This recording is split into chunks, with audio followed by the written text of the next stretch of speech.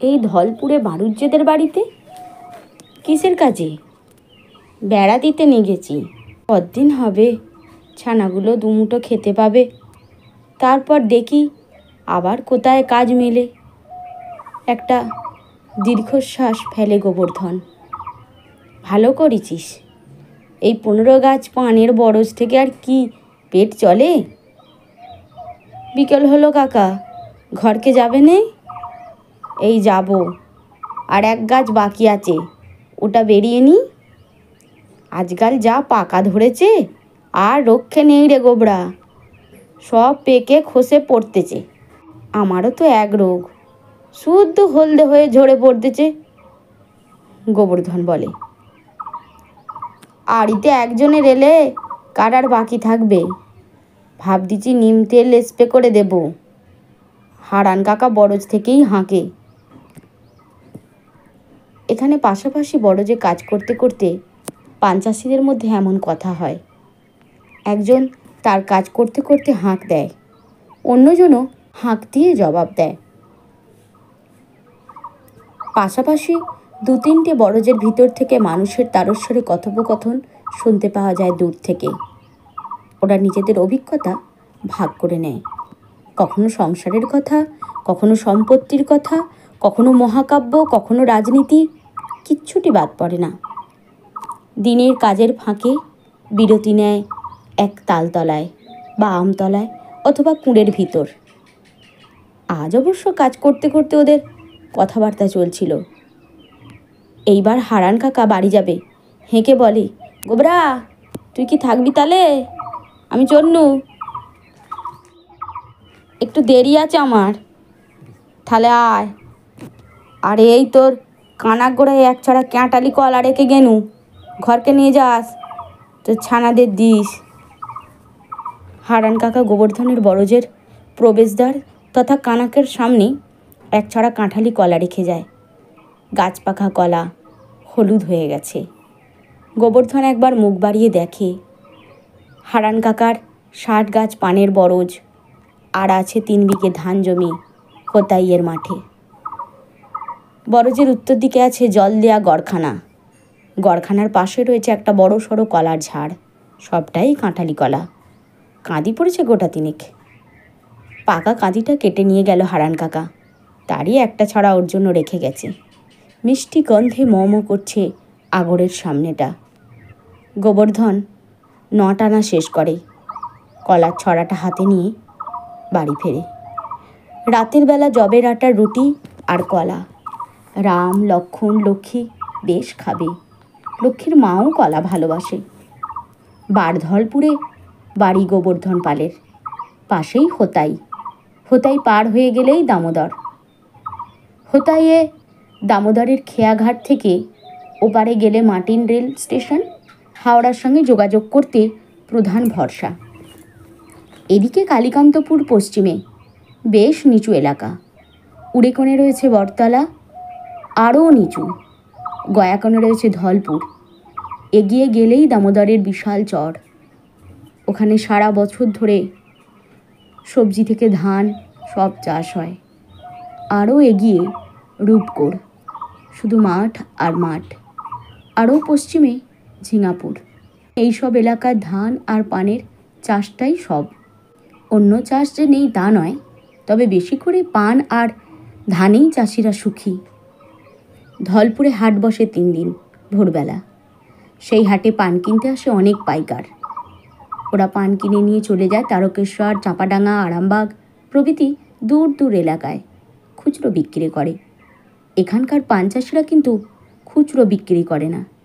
যাদের পান অনেক বেশি তারা পান পাঠিয়ে দেয় হাওড়ার আড়তে। গোবর্ধন পাল পানের মোট বসাতে পারে ভালো, তাই ডাক পড়ে পাড়ার অনেক বাড়িতেই। মধু সাঁতরা ডাকতে এলো, গোবরাদা আমার পানটা বিঁধে দিবে, কত বাকি আছে গুছতে? গোবর্ধন ধুতি পড়তে পড়তে বলে, হয়েই এসেছে। আচ্ছা যা, আমি ধলপুর থেকে এসে যাব। সে কি, তাহলে দেরি হয়ে যাবে যে। মধু বলে, আমিও আজ এক জায়গায় যাব, চ পানটা গুছিয়ে দিয়েই যাই তবে। গোবর্ধন মধু সাঁতরার বাড়িতে পান গুছাতে চলে যায়। পান গুছানো বেশি বাকি ছিল না, কাজেই সময় লাগে না বেশি। এবার মোট বাঁধা কলা গাছের কাঁদি কেটে নেবার পর গাছটাকে চিড়ে ফালা ফালা করে শুকনো করা হয়। সেগুলো কলা বাসনা, দারুণ শক্তপোক্ত প্রাকৃতিক দড়ি।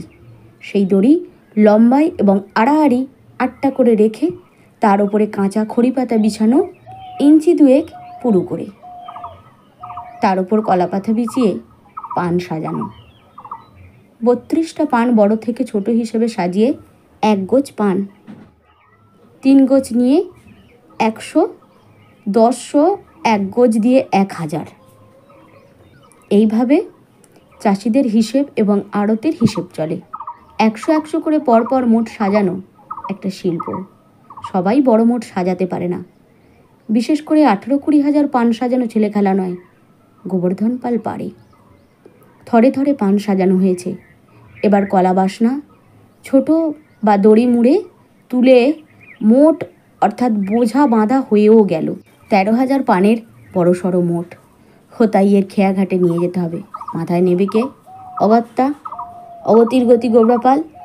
পানের মোট মাথায় নিয়ে 1.5 মাইল দূরে খেয়াঘাটে ফেললে সেখানে খেয়াড়ি আছে, তারা নৌকায় তুলে দামোদরের ওপারে তুলে দেয়। রাত হয়েছে অনেকটা, কিন্তু বাড়ুজ্যেদের বড় কর্তাকে বাঁশের কথাটা বলতে হবে আজই। কাল সকালে হরে মাঝিকে খবর দিলে পরশু বাঁশ কেটে দেবে, তবে কাজ পাবে গোবর্ধন পাল। নাহলে আর একটা দিন বস্তি হয়ে যাবে। তাড়াতাড়ি পা চালায় গোবর্ধন। ধলপুরে এসে সোজা বাড়ুজ্যে বাড়িতে। বড় কর্তা, খবর আছে ও বড় কর্তা। বড় কর্তা সবে রাতের আহার সেরে নিদ্রায় যাওয়ার প্রস্তুতি নিচ্ছিলেন। গোবরার হাঁকডাক শুনে বেরিয়ে এলেন। এত রাতে কী ব্যাপার? বাঁশ পেয়েছি কর্তা, হরে মাঝির বাঁশ, টাকায় 3টে করে। কি বলবো তাকে? বড় কর্তা হাসলেন একটু। এই খবর? কাজটা তোর একান্তই দরকার। ঠিক আছে, বলগে যা বাঁশ দিতে। বড় কর্তা পিছন ফিরলেন, কিন্তু গোবর্ধন দাঁড়িয়ে দাঁড়িয়ে পা ঘষতে থাকে। কর্তাবাবু ঘুরে বলেন, কি হলো, আর কিছু বলবি? রাত হয়েছে, বাড়ি যা, তোর ঘরে সবাই অপেক্ষা করছে। গোবর্ধন পালের ফেরার নাম নেই। দেখে শুনে হরগোবিন্দ ব্যানার্জি বললেন, ও বুঝেছি, তোর আজকের পাওনা কাল একসঙ্গে নিবি। রাত হয়েছে, বাড়ি যা। তিনি ঘরে ঢুকলেন। গোবর্ধন বাড়ির পথে পা বাড়ায়। আজ কাজ হয়নি। 8 আনা দেবেন বলেছিলেন হরগোবিন্দ ব্যানার্জি, সেটাও বাকি। কাল যে 1টা টাকা পেয়েছিল, তাতে চাল আলু ইত্যাদি কিনে যে সামান্য কটা পয়সা আছে, তাতে একবেলা চলার কথা নয়। কমলা কি করেছে কে জানে।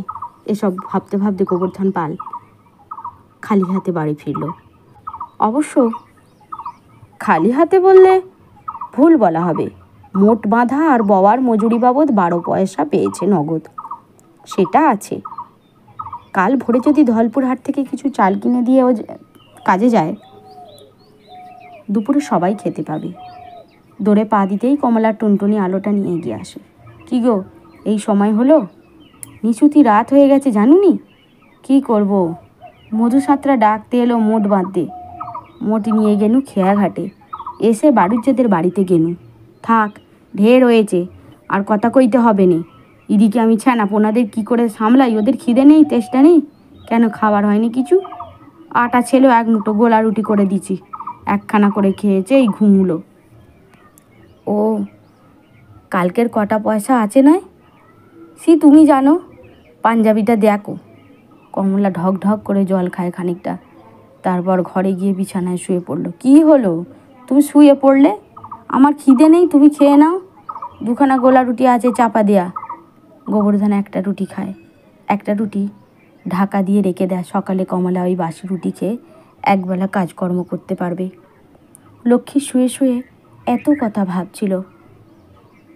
এসব কথা সে তার মায়ের মুখে শুনেছিল বিয়ের আগে। তারপর পেরিয়ে গেছে কতগুলো বছর। আজও সেই সব দিনের কথা তার মনে উথাল পাথাল করে। ওরা আজকের ছেলে মেয়ে, ওরা কি আর বুঝবে সব দিনের মর্ম? ওরা শুধু দেখাতে আর দেখতে জানে। আজ তার ছেলে মাস্টার হয়েছে, ঘরে টিভি এনেছে, ফ্রিজ এনেছে, ওয়াশিং মেশিন এনেছে, আরও কত কি। কিন্তু একদিন ছিল যখন লক্ষ্মীর বাবা মা দিনকে রাত করেছিল, রাতকে দিন। তবেই তো আজ লক্ষ্মী লক্ষ্মী হয়েছে